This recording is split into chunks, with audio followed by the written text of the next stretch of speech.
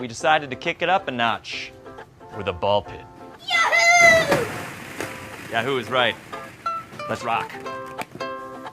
Who doesn't love a good trash fire? There's no better way to keep warm during those long winter months than by huddling up close and watching the combustion take place before you. And conventions, well, they fit the bill. Now, there are a myriad of them for almost every subject you could imagine. They come and go all year round. And every once in a while, once in a blue moon, you'll come across a convention that devolves into complete and utter madness. And that insanity could include a whole host of things, from furries throwing shit-filled nappies onto people's Subarus, to fat tumblerettes swimming in piss-filled ball pits. But it takes a special kind of retard, I'm talking special ed levels of stupid, to fuck a convention up before it even begins. Typically, the convention actually has to happen first before it can devolve into a shit show. But that's not the case with Kilroy. The free speech event, everybody's been talking about it. All your favorite YouTubers are going to be there. It sounds like a fantastic idea, and for a while it was a fantastic idea. Until the realization of what it was and what it would become started to fully hit people. The first cracks in the facade came from Tim Pool when on December 11th he tweeted this out to his followers. For those attending Kilroy in Phoenix this April, I am pulling out and will not be speaking any longer. Apologies to those looking to see me there. And he quickly followed this up with a little bit more of an explanation. They asked for a 16-month non-compete and a 3-year NDA. They were willing to negotiate on the non-compete, but not the non-disclosure agreement. They cited safety reasons for the 3-year NDA. Strange thing to ask, and I can't trust the reasoning for such an agreement. Now, Tim elaborated even more on this in a video he put up for the people that were coming to see him. I was asked to sign a 16-month non-compete agreement and a 3-year non-disclosure agreement in order to participate in this event. I find those contracts very strange. I have a speaking agent. I have numerous contracts through United Talent. I speak at events all the time. In fact, this week in New York, I'm speaking at an event on technology. This is not standard. This is not normal. And I was not given an adequate reason as to why any of these provisions, any of these agreements were asked to be signed. And Tim wasn't alone. Other people that were scheduled to speak said they had issues with the non-disclosure agreement as well. Thing's a farce. I mean, the majority of the headliners there, actually all of them have spoken in various locations before. Never in my life, I mean, I've been given contracts, but I've never been given an NDA non-compete that spans several years to a 100-mile radius. I mean, that's cuckoo banana cakes. Now, the big motivator for Tim as to why he put the tweets up and the video up was to explain to the people that might have pre-purchased tickets or donated money to come see him. He wanted to explain to them why he wasn't going to be there. People donated and were expecting to see me there. I'm obligated to inform them I will not be. People asked why I wasn't going, and I told them. I've kept a lot private here, but I'm willing to publish everything if people are not satisfied. Well, as it turns out, not everybody was completely satisfied. In particular, the organizer of the event. It isn't strange to ask. It's standard practice. I was clear that I'm not willing to risk the anonymity of dissidents whose lives are at risk for attending and speaking at Kilroy. Calling me out in public isn't going to compel me to bend on this. No one called you out. I'm obligated to inform people that thought I was going that I will no longer be there. But it gets stranger still. One of the featured speakers on the Kilroy page, an account called Harambe Desserts, had this to say: Tim Pool is not an ally to ex-Muslims, and he is going around bad-mouthing and lying about Based Mama, who is an ex-Muslim too. On that fact alone and his lies, he is despicable. Hate though? He is just a stupid ass. Not worth hating at all. I don't know about that. All I see is people mocking an NDA that protects ex-Muslims. I mean, how much of an ass butt do you need to be? I don't trust that dude, Tim Pool, as far as I can throw him. He obviously is shady and selfish as anything for making a big deal out of the NDA. I'm fairly certain Tim Pool doesn't know who he's fucking with. Neither did I when I responded to this insane bullshit calling him a bad ally for having issues with an NDA contract, because I received this response: dude is in for a rude awakening with us. Oh yes. Don't ever fuck with ex-Muslims. You will regret it. Don't fuck with us. You're gonna regret it. I wonder what she meant by that. You leave us alone, we'll leave you alone. You fuck our shit up, we'll fuck your shit up until you can't fuck our shit up anymore. I'm a former Muslim, a former extremist, a former terrorist supporter. Well, these sound like some stable and well-adjusted individuals. I'm sure I'm just misreading that playful tweet as a threat. I can do a whole lot better for threats if you want. It can be a game. Well, I do love video games, so I couldn't pass that challenge up. And it looks like it was answered. Because yesterday, when I put up a tweet promoting this video and what the topic would be on, all of a sudden, from out of nowhere, a complete and utter coincidence, videos started getting flagged on my channel. That's rather strange. It's almost like somebody was attempting to shut the channel down so this video couldn't go up. But why would they do that? What would motivate them to want to shut this particular video down? Oh, maybe it has to do with the fact that Based Mama was a part of Trout's server, the server that was targeting people on the right side of politics. Could that have something to do with it? I mean, Based Mama was in there. She admits she was in there. I'm gonna let you know right now, I got invited in, and then I just never left. And good old Halal Desserts here, well, she was somewhat related to it as well. If you remember back when JF's video was flagged for playing audio that was leaked from the server Trout had, she tweeted this out. I have no idea what I flagged. I hope it was real juicy. Ah ha ha ha ha ha ha ha. So we have two individuals directly related to the Kilroy event, one of them the organizer of it, another her good friend and featured speaker at the event, both related to a server which was doing some rather underhanded things. And mysteriously, when I announce my videos coming out, I start getting videos flagged on my account. Really gets that fucking noggin jogging, doesn't it? But I guess I'm getting intellectually checkmated here. This is some 4D chess shit. I'm dealing with intellectual giants. Because my IQ is extremely high. It is extremely frustrating to not only be an intellectual anomaly myself, which I guess 140 is above average, whatever. Most well-known and credentialed scientists of this YouTube community. But apparently that enormous IQ, it just wasn't enough. People began to either pull out or they were pushed out of the event. The list is so goddamn long that you'd have a better chance naming the people that are still coming rather than the ones that dropped out. Tim Pool, Dave Cullen, Faith Goldie, James Alsep, Andrew Torba, Brittany Pettibone, Millennial Woes, Nick Monroe, Andy Worski and Chris, Peter Sweden, Baked Alaska, Lauren Southern. The names go on and on and on. But that's just petty ego. I mean, that's what Mundane Matt told me. These people are just too full of themselves. That's the issue. And then, of course, Sargon dropped out. I haven't been following the recent drama with Kilroy too closely, but I'm going to pull out of it anyway. It seems to be mismanaged. I put $250 into it, but I don't expect to get that back. Fucking Sargon of Akkad with his goddamn ego issues, huh, Matt? Oh, I'm sorry, what's that? Did you change your position all of a sudden? Matt, is Sargon being a drama whore for pulling out since you said this is mostly an ego thing? With Sargon, I'm not too sure. So would I do it? Would I do it? And I have Andy, come on. Andy, come on. Quick, somebody send this clip to V. He's always getting accused of being the Sargon of Akkad dick rider. It looks like he's got a little competition for the job. Well, goddamn, that's a lot of people getting kicked out or dropping out. But was it all because of contracts? Was it all because of the non-disclosure agreement and the non-compete that Faith Goldie and Tim Pool talked about? Well, no, there were a whole host of other issues. People were complaining that they weren't getting their emails answered. They were being ignored.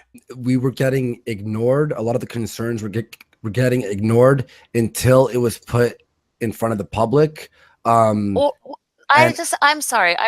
That's not a fair representation. They weren't being ignored. So I sent an email to Based Mama. I say, hey, some weird stuff is going on over there, y'all. What is going on? Oh, my buddy's getting disinvited. We can't talk about what we want to talk about. James now, his picture's gone. What's going on, guys? Fill us this in. And I get a response email that is completely blank from Base Mama's account. So what does that tell me? And I responded back to her. I said, hi, it's just so you know, I got a blank email. Don't know if you intended to write something in it, but indeed nothing showed up. But that can't be correct, because as you can hear from Sister Danger and Based Mama, the two people that are working on the event, they never forget to respond to an email. They're professionals. And I'm like, dude, I understand. You don't even have to tell me. I'm at that where, did I miss one? well, you know, you talk to me. I'm like maniacally checking to make sure I didn't accidentally not see somebody's email because I don't want to forget anybody. I agree. Like, I kind of have this general policy of always be the last person to respond, right? That way the ball is never left in your court as having been dropped or whatever. Like, always be the last person to respond. She left my email unanswered. Well, there's got to be more than just a few missed emails. Is there anything else going on? Like, say, being lied to about the panels you can do? I had pitched the idea for doing a panel on offensive comedy and where the line is and how we present ourselves online. Based Mama declined immediately.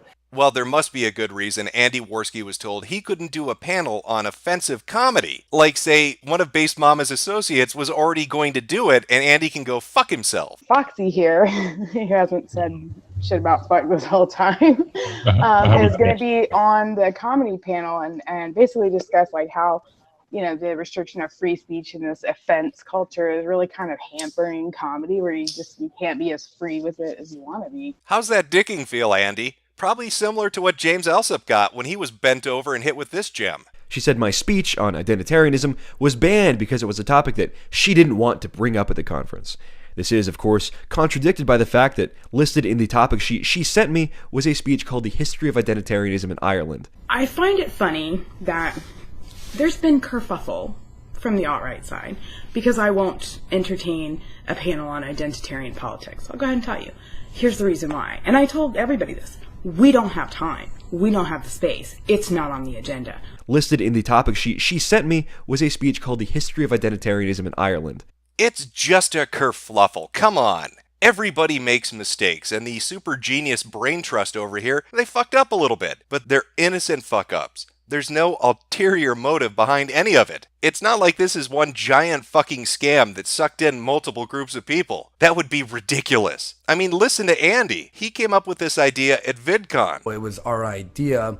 I was one of the initiators of this idea. It was me, Chris, my buddy who I filmed with, Failure, Rucka, and I think, what was his name? Tanuki or Toki or something?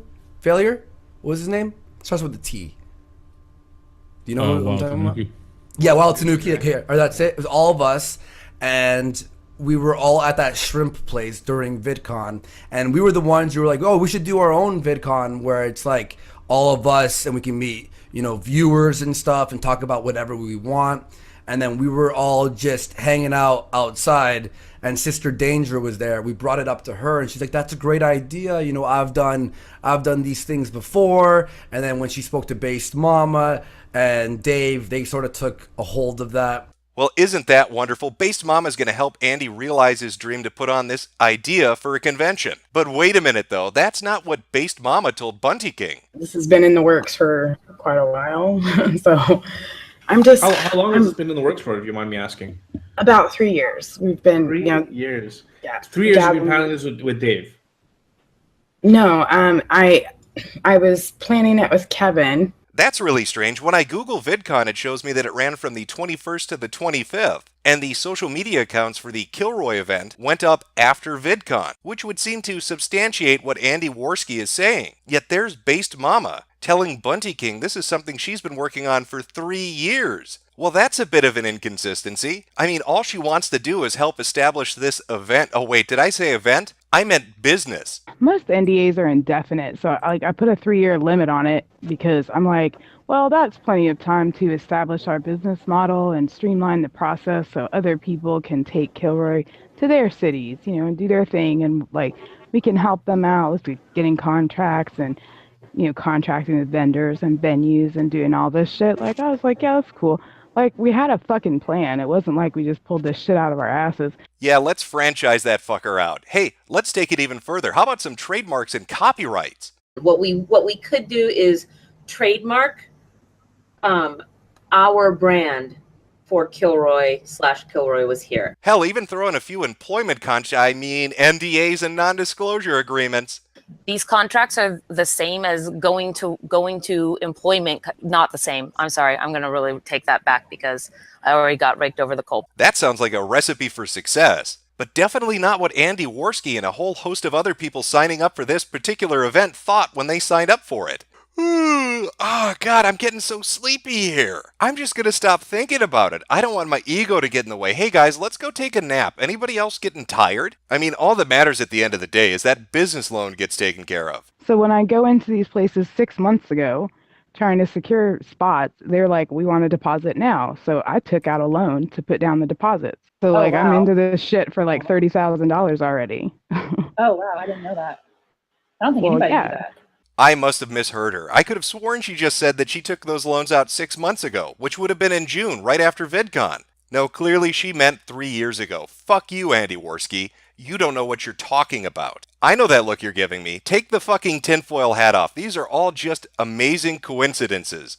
You fucking conspiracy theorists with your crazy shit. I mean, sure, you could look at the timetable and draw some conclusions about what's really going on here and all the lies that we've heard, or all those other lies. Oh, did I mention all the other lies? Like the lies they told Tim Pool about the contract he was signing? And as I responded to their email, I told them it was insulting, to which they responded with an appeal to popularity. Everyone has signed this before you. That's a lie. A lot of the speakers didn't even know this agreement existed. No, they certainly did not sign this before me. Or the whole thing about having to remove people because there just wasn't enough room. I'm sorry, Baked Alaska, we need to trim the fat a little bit. It's too popping off in here for you to stick around. We got too many speakers showing up. And we still have approximately a week's worth of guests that we're going to continue to roll out, and we're still signing people, okay? Then we immediately took Baked Alaska off the website because we were already overbooked, okay? You are saying tomorrow you have a guest announcement. Yet when Baked Alaska, you said that there was a scheduling conflict. Yeah, you guys are overbooked. Already full. And now you're still adding people to the roster when you already told people that you were overbooked. No. That's not a good look. That was a lie that was caught in the very same fucking stream later on. And in other streams too. I'm sure he'll put together an email for you. Are all the panels already scheduled out with all the people that are coming, or? No, we intentionally left a good chunk open. It's so weird. It feels like everything about this event might be completely fucking fake. And it only gets worse if you look at the timetable. When Dave Cullen put up the initial fundraising video for the Kilroy event on November 16, it only took a matter of 3 weeks for them to hit the official goal of $85,000. That's fucking impressive. That is a lot of money. December 6th, we've raised all the money we need. And that's just the amount listed up on the website. We're not even talking about PayPal here. You can pledge anonymously without buying a ticket. You can give any amount that you want. It's not a big deal. Like, I gotta tell you, I appreciate everybody who's buying tickets, but I appreciate more people who can't be there that are still supporting it. Like, that, to me, that's so awesome. So you've got all these big YouTubers from a diverse group of people that are bringing in all this audience for you. And all these people are paying enormous amounts of money to meet people they want to see in real life. If you look at the rewards on the website, that's clearly listed. And yet, strangely, so very strangely, a majority of people start to run into issues. It starts with Baked Alaska, who was up on the website for a day or two, just long enough for his followers to donate money, but not long enough for him to figure out what the fuck is going on. Let me clue you in, Baked. You got used like a puppet. Just like everybody in this situation got fucked over. You've all been bamboozled. You are a nice shiny object to wave out in front of retards to get the money to come in. And then once the money came in, suddenly we have issues. Panels aren't showing up. Emails aren't going out. Ridiculous contracts are being forced on people. It's almost like they wanted to use YouTubers for marketing. This is a very important concern right here.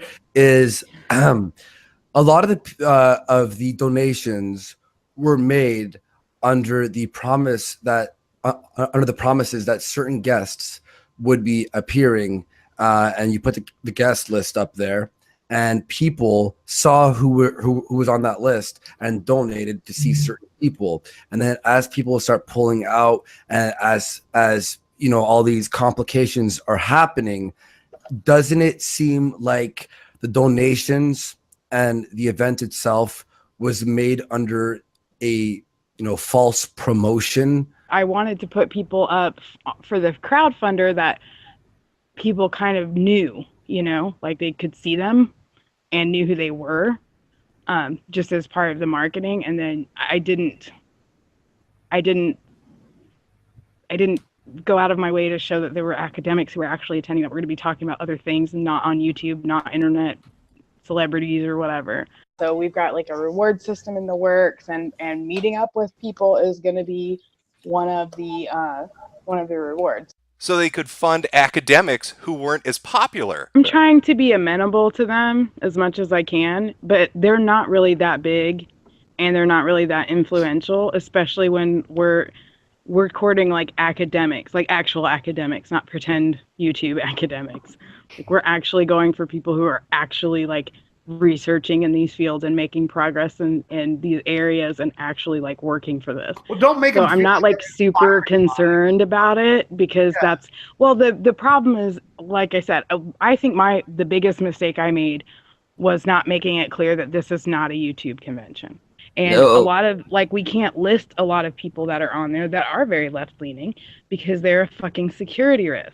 That's why I open called. I didn't want just people who are YouTube famous, internet famous. That doesn't mean anything. Well, the only thing that could make this shit show worse if there was a political angle on it. I mean, we fucked over YouTubers and bilked their audience for money. But could we fuck over political opponents just for the fun of it? Well, I think we could if we follow a few steps. And if you remember Trout server with all his magnificent 24-hour ops like Purple Starfish or whatever the fuck he called this dumb shit, Based Mama was in there. She was right in that fucking server, and in that server, there was a hit list. And surprisingly, a good amount of the people on that hit list were signed up to show up at the event. People like James Alsip, Baked Alaska, Lauren Southern. These people and their audiences donated money or bought tickets. They were used to help promote this. I wonder if she has any political opinions on these people. Okay, first of all, there's about 70% of the people on there that I don't politically align with, and there's a couple of them, I won't name names, that I actually do not like as a person.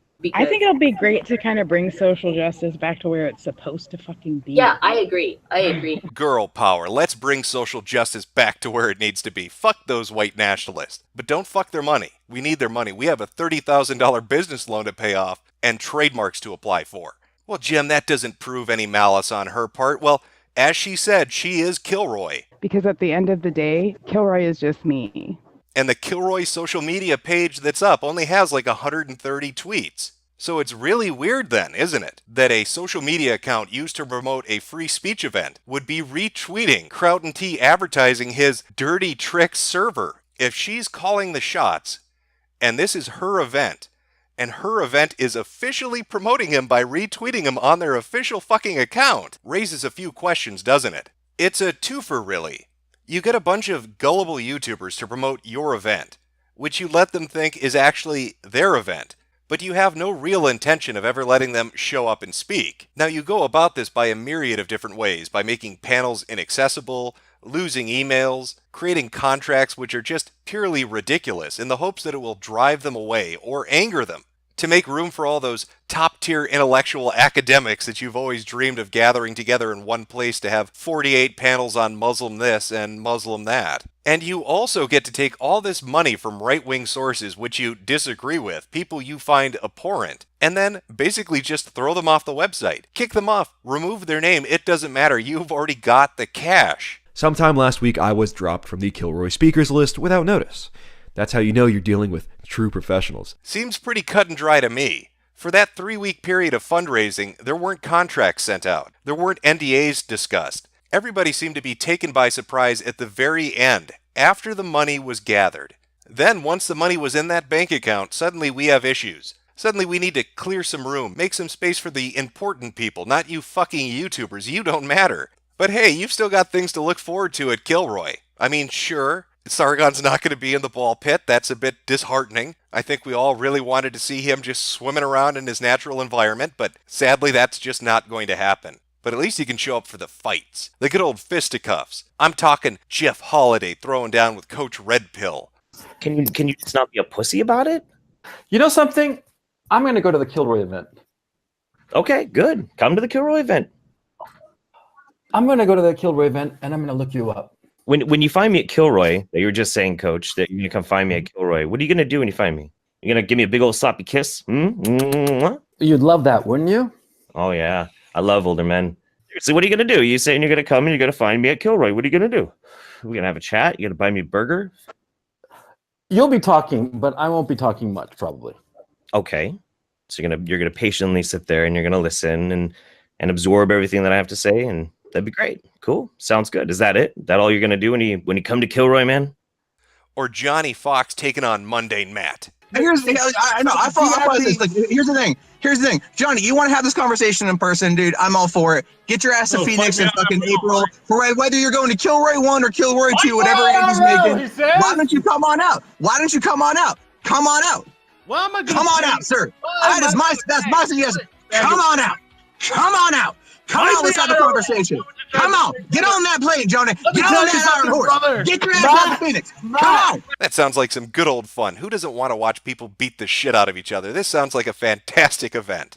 And hopefully, Kilroy's a great success for them because they're going to need the money, with breaking the law and all. Oh, did I forget to mention that part? You know that 3-week crowdfunder they had where they had a ton of people's names up, raising money to show up at the event, and how they sent contracts out after that, after December 6th, after the money had been raised? Turns out that might have been completely fucking illegal. Don't take my word for it. Ask Based Mama. But then I got a second problem, which I found out the other day, is I can't advertise people that I don't have signed on to speak. Yeah. Because that would be violating false advertising laws in Arizona. So if I'm understanding this right, she's basically admitting that she illicitly raised $85,000. Brilliant. That is 140 IQ, ladies and gentlemen. Because my IQ is extremely high. It is extremely frustrating to not only be an intellectual anomaly myself, which I guess 140 is above average, whatever.